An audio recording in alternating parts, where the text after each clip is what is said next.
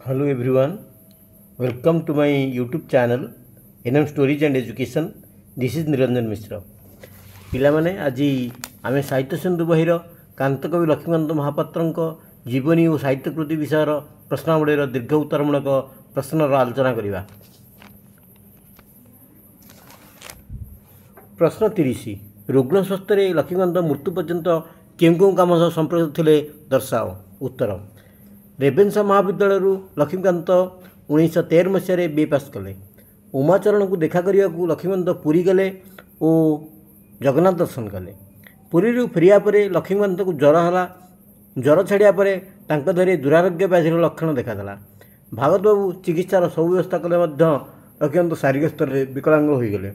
तेणु से कुलगुरु रामदास ठारू दीक्षा ग्रहण करी परामर्श में कुलदेवता गोपीनाथ प्रति समर्पित होई कीर्तन भजन प्रति आकृष्ट हेले।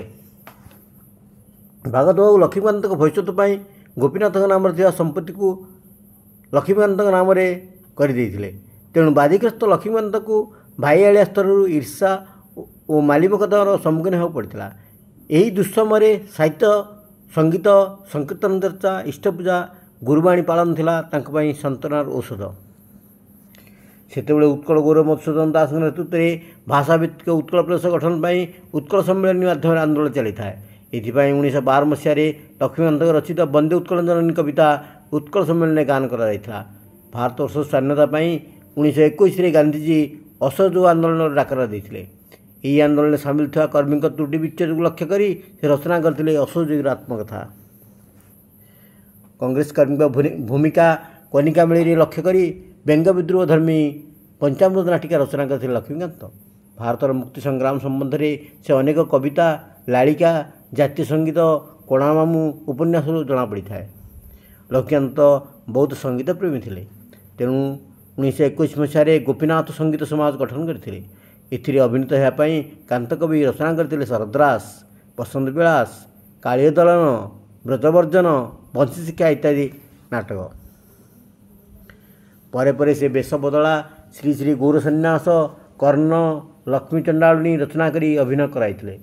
1929 लक्ष्मीकांत भद्रक गोपीनाथ प्रेस स्थापना कले और यही प्रेस 1937 मसीह डगर पत्रिका संपादन में प्रकाश पाई। 1948 मसीह भद्रक, तालपदा, कटक ठारे भिन्न भिन्न समय रही साहित्य रचना करुवा लक्ष्मीकांत गाँ लोक दुख विमोचन, अंधविश्वास दूर करने, कृषि और कुटीर शिल्पर उन्नति से उत्साहित करुले। ओडिया साहित्यर गद्य पद्य विभाग को बहुसंख्यक और नाना प्रकार कालजयी रचना द्वारा परिपुष्ट करछन्ते कांतकवि लक्ष्मीकांत महापात्र। रोगाक्रांत होई मध्य कांतकवि सृष्टि करछन्ते हास्य और व्यंग्य विद्रोह धर्मी साहित्य। तांकर व्यंग्यात्मक रचनागुड़ी है चटक, चंद्रहास, चंपू, धड़ा माणिकरे, कटक सफर आदि लालिका। लक्ष्मीकांत प्रहसन रचनागुड़ी है डिम्बकृषि सभा, हनुमंतर वस्त्रहरण, जर्मान भूत और ब्रिटिश दूतों प्रश्नोत्तर इत्यादि। शारीरिक अस्वस्थता सत्वे कांतकवि सब बेले सारस्वत साधन व्यस्त रोते।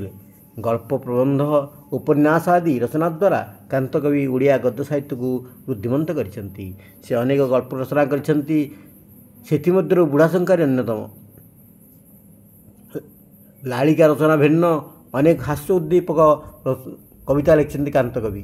कांतकवि देशप्रीति, जातीय भाव, जातीय वीरवंदना मूलक कविता, जातीय संगीत कविता संकलन स्थान पाई। रचित वंदे उत्कल जननी कविता ओडिशा सरकार द्वारा ओडिशार जातीय संगीत रूपे स्वीकृति पाया द्वारा से जुग जुग ओडिशार बरपुत्र रूपे सम्मानित हेबे। ओडिया साहित्य आकाश सब विभाग में लेखली चालना करी कृतिगुड़िकार उत्कर्षता हेतु कांतकवि लक्ष्मीकांत महापात्र ओडिया जाति निकट में चिरस्मरणीय हो रहिबे। Thank you for watching. जदि वीडियो भल लगी था तेबे लाइक और सब्सक्राइब करने को भूलिए नहीं।